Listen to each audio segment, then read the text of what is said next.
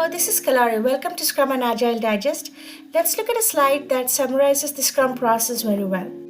All right. So, again, a summary of everything that we've discussed so far in Scrum. So, we have the roles, we have the product owner, the Scrum Master, the development team. The product owner is going to set the priorities. They are basically going to be owner of the product backlog. Then you have the Scrum Master, who's the cheerleader of the team. They are going to help you remove impediments. They are the Scrum cheerleaders. And then you have the team, the development team, who's actually going to work on the sprint. The key artifacts, you have the product backlog owned by the product owner, and they're going to list all the requirements and issues. You have the sprint goal in the product backlog. It's a one-sentence summary. Then you have the sprint backlog, which is owned by the team. It has a list of tasks, and then you'll have the increment, which is the shippable product, right? The minimal viable product that you're going to produce at the end of the sprint.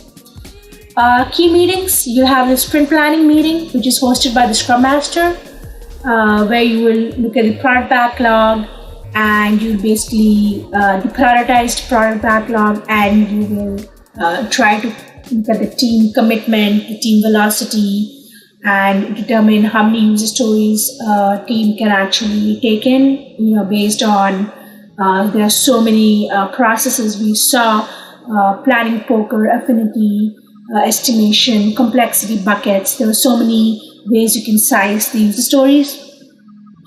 And then once that is done, you basically kick off your sprint. You have daily Scrum meetings, again, time boxed. It's hosted by the Scrum Master.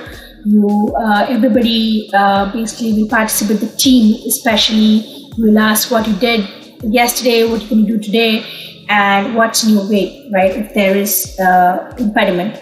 And then you have the sprint review meeting at the end of the sprint, which is kind of the demo.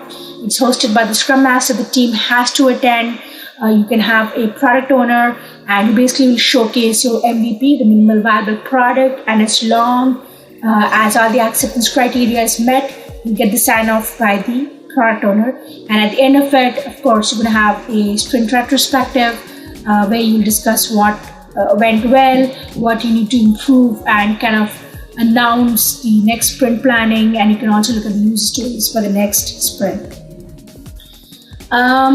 This is the development process here. The teams are basically meeting every day. They are taking part in the sprint planning meeting.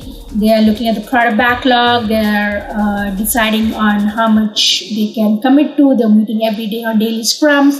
They're discussing their work, the impediments, and they're looking at the sprint goals. They're working on the sprint. They're looking at any blockers, if any, and they're giving out the sprint demo at the end.